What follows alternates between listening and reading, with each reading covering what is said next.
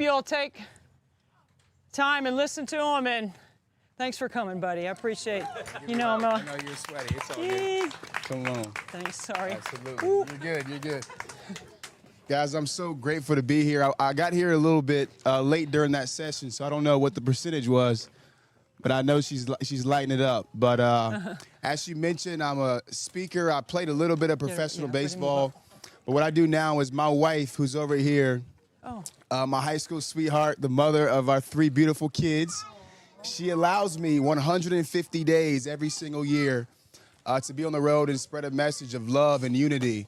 And the reason why I have this message because my mom, my hero, was taken away in a tragedy at my church in downtown Charleston, Mother Emanuel. And after this happened, I said, Mom, I can't bring you back. What I can try to do is be the opposite of my mother's killer. And so that's why everywhere I go, I try to spread love. And so that's what we're going to do here today. For a couple minutes, we're going to talk about some love and unity, and we're going to put that into action. So what this looks like practically is if you're able, I need everybody to stand up, give somebody a hug, and tell them that you love them real quick. Everybody do it. Let's go. Oh, we got the hip hop. Okay. Yep. All right. Come on, let me get a hug right here, man. Come on. This is Blake. Love you, Blake. Blake's a good. Come on, man. How you Frankie. doing? Love you, dude. Love you, bud. How you doing, man? Yay. Love you, man. Sorry. Oh, don't. Love you, big softy. Yeah, you big softy. Hey, get the sweat off me. Man, I'm not getting out of sweat off of you. Oh, thank you. Thank you. Hey, let me get this sweat off me. All right, after we got Hug our me so I can hug, get this sweat off me. after we got our hug, we can be seated. I want to make sure we're good on this. Does anybody know? Big softy. I got careful. I want to make sure. Are we good on this? Do you know if we're good here? Do you know if we're good here? Do we know if the sound's good here? Do we know? Or okay. I want to make sure I didn't turn nothing off. All right. After we got our hug, we should be good. Now, there's a couple reasons why I do that. Everywhere I go, I try to spread the love and unity of this mission that I have. There's only one place that I don't do this, and this is called middle schools. You guys know middle schools? And I'll tell you why I don't do it. I mean, every time I speak, I try to do it because that's my mission. But at a middle school, this happened. I said, everybody get up, give somebody a hug, tell them that you love them. Middle schoolers are way too cool. So everybody stood up, and they did nothing. And they were like, I'm not doing nothing. But this is what happened. One kid was going to be the one to kick it off for me, to be the icebreaker. So he stood up, everybody's standing around, and he locks eyes with his crush. And I'm thinking it's going to be a happy ending when he finds the eyes with his crush, right? But he goes over there, he runs to his crush, he opens up for a hug, and she's like, boy, if you don't get out of my face. And I was like, okay, I can't do that at middle schools, but everywhere else, I try to do it and spread the mission of love and unity. I think so far this year, I've been at 57 different schools. I think I've had maybe 15 or 16 companies that I've shared with. And the mission is all about love and unity. And being that we're raising money, obviously, Debbie's knocking down free throws for 24 hours. I do have to tell one sports story. I played professional baseball. I got drafted by a team called the Chicago Cubs. Are there any Cubs fans in here? Maybe 2? Okay, well, I got one friend right there. Everybody else, I don't know. But I got drafted by the Cubs. I played at a school called Charleston Southern. My junior season here, I got drafted by the Cubs, and I played professionally for a couple years. I always have to say a couple years because I didn't play in the big leagues for 20 years and got $50 million in the bank. I have to make sure people know that when they hear that I played professionally. But I played in the minor leagues. I had a lot of fun. I was chasing my dream every single summer. What I do now is I take like 5 or 6 weeks off from traveling, and I coach the River Dogs baseball camps here downtown with the River Dogs. But I played for a team just like the River Dogs. I mean, same level, same type of talent. But I was living in the cold, and I've never lived in the cold unless I was playing baseball, and I don't advise it for anybody, okay? But I was living in a place called South Bend, Indiana, and the reason why I was there is it was my next stop on the journey of trying to get to the big leagues.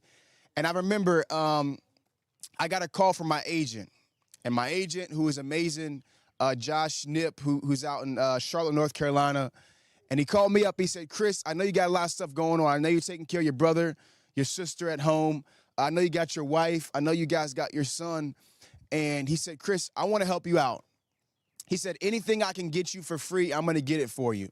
And so he got me like free gloves. He got me a free bat deal. He got me like an Adidas deal, like all these cool things he was getting for a 19th rounder, which isn't very normal, but he was getting them for me.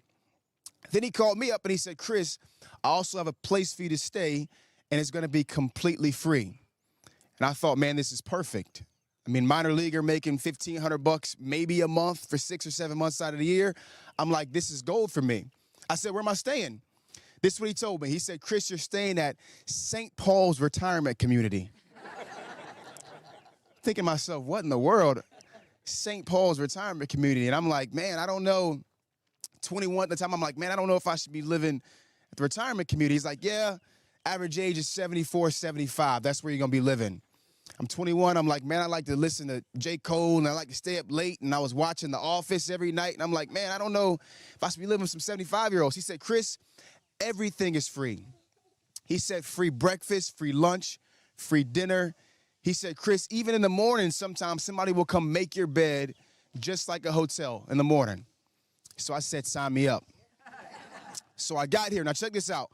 I'm at St. Paul's Retirement Community at South Bend, Indiana. First time living in the cold. I grew up here in Charleston, you know, middle school, high school, college. Like, this is where we get snow once a decade here. You know how it is, right? So it's snowing in April all the time. And I walk into St. Paul's and I got a little nervous. I got nervous because nobody looked like me. It's freezing cold. When I walked in, they had posters, they had signs everywhere, and they were saying, welcome, Chris Singleton. We love you, grandson. And I thought to myself, man, this is pretty cool. I mean, I had hundreds of grandparents that were there coming to my games, and I don't know, Debbie, you probably get a little, oh, you're right here. You probably get a little, I don't know, you probably get a little nervous when you start, but after you get it going, I'm sure you probably like, man, this is just another day in the park. I'll be really nervous the next hour. The next hour, right? But for me, man, I loved playing baseball, and so once I got in between the lines, it was like, man, everything else is out the window. I will tell you, there's one time that I was super nervous during my games. This is what happened. And you've probably been embarrassed. Maybe you missed 5 or something in an hour, and you're like, oh, I'm so embarrassed. Or maybe you missed 20. You're like, man, I shot 80%. This is so You've never been embarrassed, like your whole retirement community getting on 3 buses, coming to your game. They had, like, the cowbells. They had the shirts made. And then you striking out 3 times, okay? Don't get any worse than that, right? But they love me anyway. And the reason why I'm sharing this with you is because when I'm living there, I've always had this mission of love and unity for my mom, and I started interviewing people. You know, one of the guys that was so frequent coming to my room where I lived, they were smart, they were strategic. They put my room right outside the cafeteria. So when people woke up in the morning, they come, you know, knock on the door and wake me up super early like grandparents do. You know how that is, right? But I'm living there, and I said, man, you guys have so much wisdom. I'd love to learn from you and help me with this mission of unity. There's one interview that I want to share. And her name was Esther. Everybody say Esther for me. Esther. Okay, so Esther is the interview that I want to share. And when I was talking to her, very quickly, she said, Chris, you know, we're pretty much like family, so you don't have to call me Esther. I want you to call me Grandma E. Everybody say Grandma E. Grandma E. Imagine this. Grandma E is about this tall. She's short. She's a white lady. She's got like all white hair. And we're talking back and forth, and she's telling me to call her Grandma E. And so the way I was raised, when somebody tells you to do something that's and they're your elder, you say, yes, ma'am, right? And so I said, yes, ma'am. She's Grandma E. She stops me. I'm asking her about this mission of unity. She says, Chris, let me show you my great-grandbabies. I said, yes, ma'am. Go ahead and show them to me. And I thought because she was a little bit older, I thought she'd pull out, you know, like a Polaroid picture. You know those Polaroid cameras where the picture comes out automatically? You know those or no? They're back in style, so I figured you might know them. Okay. So that's what I just thought, right? You know what she did? She pulled out the brand new iPhone. And she showed me a picture of 2 little girls. And she said, Chris, these are my great-grandbabies. And she showed it to me, and I'm thinking to myself, man, I don't know, because one of the little girls was black and one of them was white. And she said, Chris, they're twins. Now, I'm not the smartest person in the world, but if I walked in here, come here real quick, if you don't mind, Dad. If I walk in here, what's your name? Jeff. Jeff. Okay, imagine I walk in with Jeff today, and where is that you buying some golf balls over there? Was that you? Yeah. Okay, we're both going to lose them again, right? Exactly. I told him he'll get them right back next week. So. Right, imagine I walk in today, and I say, this is Jeff, I'm Chris, and we're twins. I don't know. Jeff is a little light-skinned. I'm a little dark-skinned, so I don't know if I'd believe it, right? But that's what she said. She said they're twins. And I said, Grandma E, I said, listen, I don't know how they became twins. This is what she told me, Jeff. She said, well, Chris, you know, my grandson was supposed to have twins, and unfortunately, one little girl passed away at birth, and we adopted this black baby girl, raised them up, 8 years old now, and they're twins. I said, oh, that makes sense. I said, that's beautiful. Now, Jeff, you know what I was thinking? I was thinking she was watching too much TV. Y'all ever seen This Is Us? It's the same storyline. I'm thinking, uh-oh, Grandma E's memory might be fading, right? And Jeff, when I was living there, they had a certain section for you once your memory goes. Yeah. And they locked that door on you. Yeah. So I'm getting nervous, and she's like, no, this is my real family. Jeff, I'm gonna stop embarrassing you. You can sit down, man. And so I'm thinking, I said, okay, so they adopt, okay, so that makes sense. And she showed me more pictures. She said, Chris, let me tell you what they call themselves. I said, what do they call themselves, Grandma E? She said, chocolate and vanilla ice cream. And I thought it was beautiful, but I said, that's a little weird though. Like, they're licking each other or something. Why are they doing that? And this is what she told me. She said, Chris, I taught them that.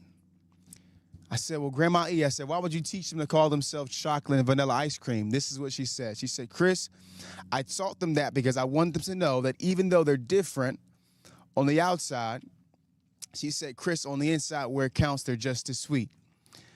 And she told me this, and I said, man, that is a beautiful way to teach your great-grandbabies. And I started to think that I wish, you know, the guy that took my mom away, I wish he would have had a grandma that was like Grandma E. I wish he would have had somebody, a friend or a family member that can teach and remind them, hey, we don't choose so many things in our lives, whatever different ability, whatever skin color, whatever it is, wherever we're born, our first language, there's so many things we don't teach or we don't choose. And so for me, with the mission that I have, just like Grandma E, I want to teach that we should love everybody regardless of those things. If you guys agree, give me 2 thumbs up. Give me 2 thumbs up. Okay, last thing we'll do, this is how I can tell if we're united. Now, being that I live in Charleston, we got to do this perfect, okay? And I call this a unity clap. Everybody say unity clap. Okay, what we're going to do is we're going to show everybody, people online that are watching, and everybody in here today, we're going to show people that we can be united. What we're going to do is I'm going to count to 3, and we clap 2 times together. How many times? 2. I have to do that at the elementary schools and make sure they understand how many times we say we're going to clap. Okay, I'm going to count to 3. We clap 2 times together. We're going to be united. We're going to show everybody this, how we can be united for a great cause, just for a great city, okay? Unity clap. 1, 2, 3.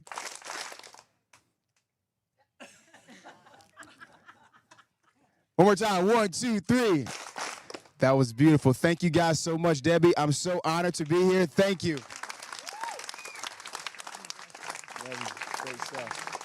I'm proud of everything. I'm so proud. Thank you for. All right. You want to introduce your family?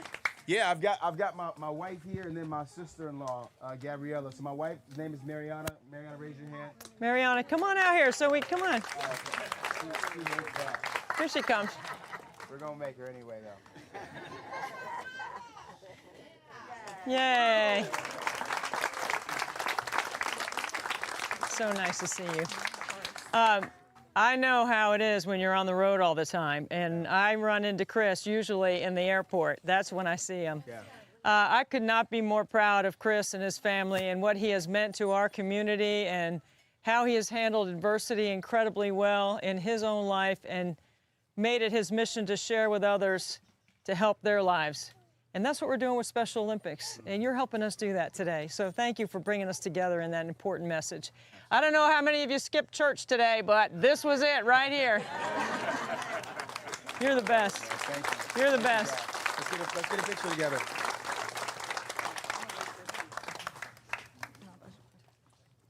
One, two, three. 1, 2, 3. Look right here. Here you go. 1, 2, 3. Got it. You are beautiful. Thank you so much. Thank you for having us. Thank you. Thank you, Chris. Thanks.